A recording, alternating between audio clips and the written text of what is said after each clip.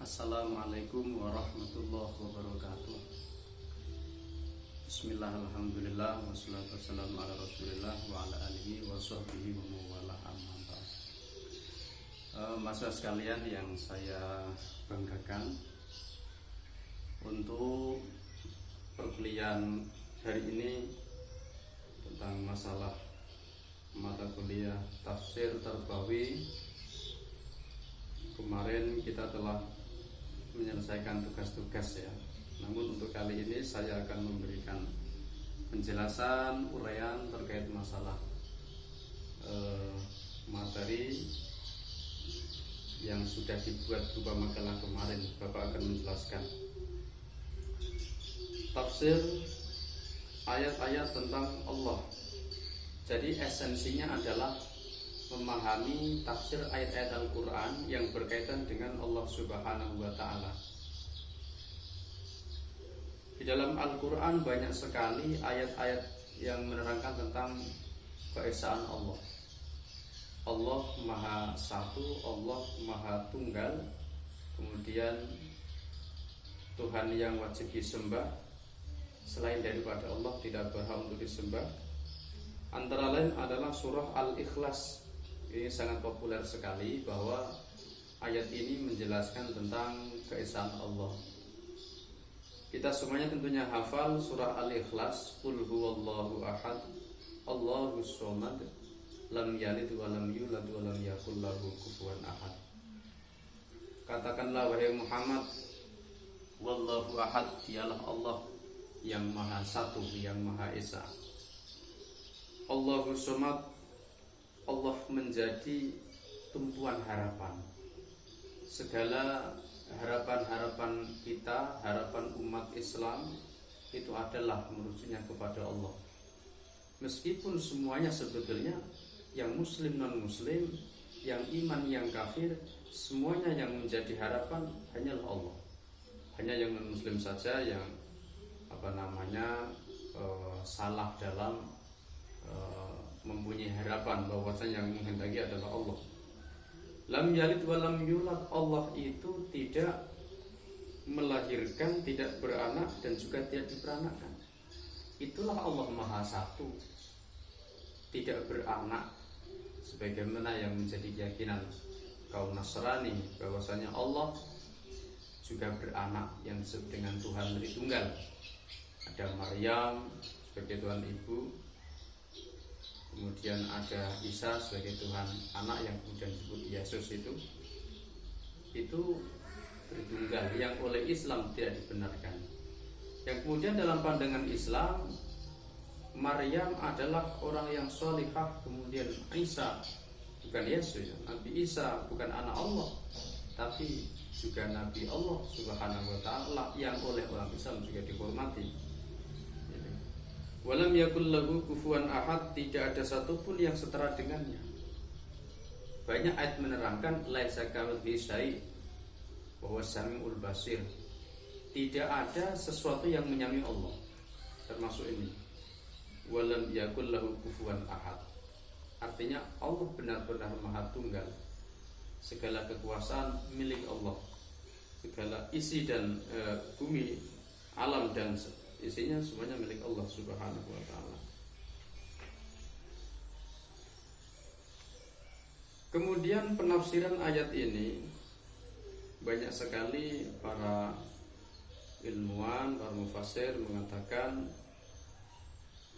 bahwasanya lafal qul huwallahu ahad dalam sisi terjemah qul ay Muhammad, katakanlah wahai Muhammad, ini firman Allah kepada Nabi Muhammad.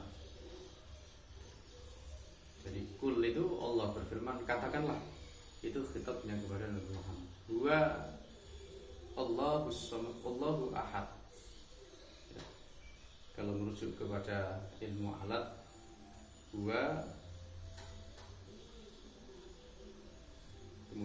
itu merupakan taukid Allahu mubtada ahadun khobar, sehingga menaukiti bahwa dialah Allah yang Maha Satu.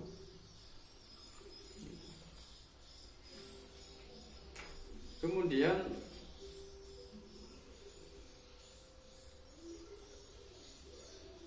ayat ini juga menyatakan, wahai Muhammad, qul ay Muhammad ilaihim, katakanlah kepada mereka,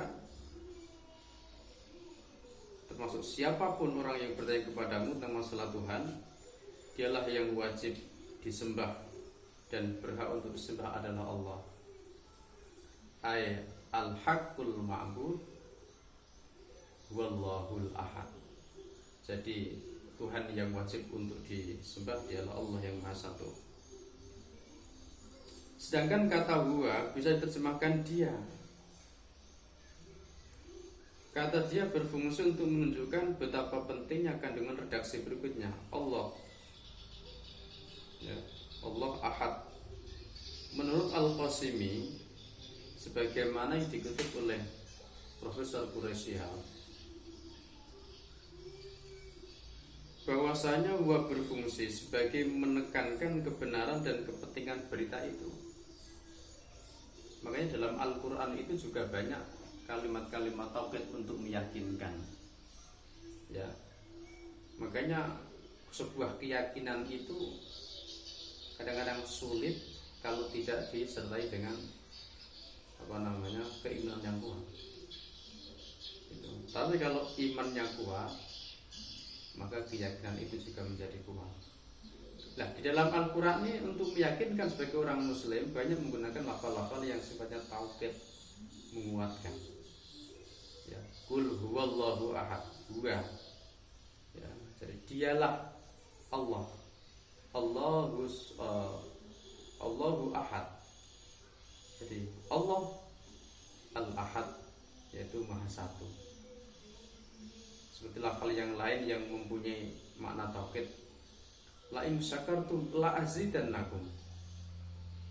Jikalau kamu bersyukur, la azidannakum. La ini adalah huruf lam yang berfungsi tauhid untuk menguatkan. Dan nakum, nun tasdid ini adalah juga tauhid. Ya, kalau nun itu ada tauhid khafifah dan tauhid tsaqilah. La in syakartum la azidannakum. Ini dua tauhid di dalam ayat itu untuk meyakinkan, menguatkan pada orang mukmin, yang artinya la in syakartum, jikalau kamu bersyukur.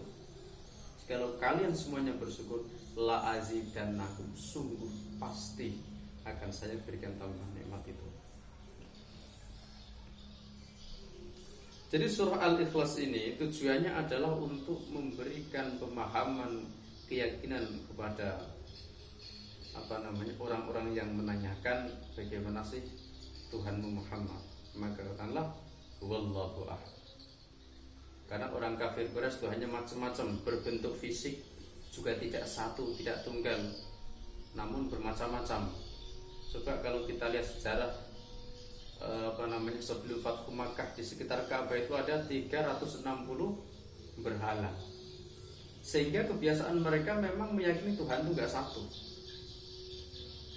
Gitu. Pada zaman Nabi Ibrahim, Tuhan itu satu, ahad. Namun ketika setelah masa Nabi Ibrahim selesai, beliau meninggal, maka keyakinan Tuhan satu sudah mulai dirubah. Sampai di masa sebelum kerasulan Muhammad SAW ada sekitar Ka'bah itu 360 berhala. Nah, ketika Islam itu dibawa oleh Nabi, disampaikan oleh Nabi, maka mereka bertanya, bagaimana sih Tuhanmu? Nah, itu maka katakanlah Muhammad, Qul ay Muhammad lil kafirin wal musyrikin. Katakan Muhammad kepada orang kafir dan musyrik, huwallahu ahad, adalah Allah yang Maha Satu.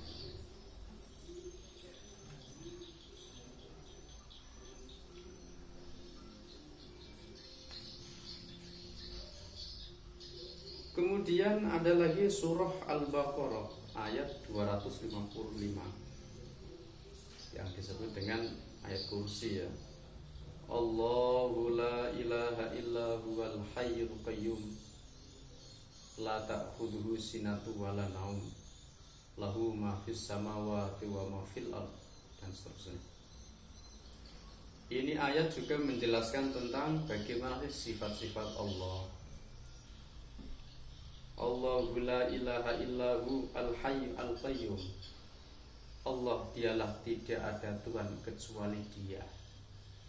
Ini juga merupakan kalimat-kalimat tauhid, kalimat-kalimat bahwasanya Allah itu Maha Satu. Kemudian al-hayy, Allah mempunyai sifat al-hayy yang artinya hidup. Ini menjawab penasaran orang kafir Quraisy dalam memahami Allah itu Tuhan yang bagaimana. Wa al-hayyu, dialah Maha yang hidup. Kemudian al-qayyum,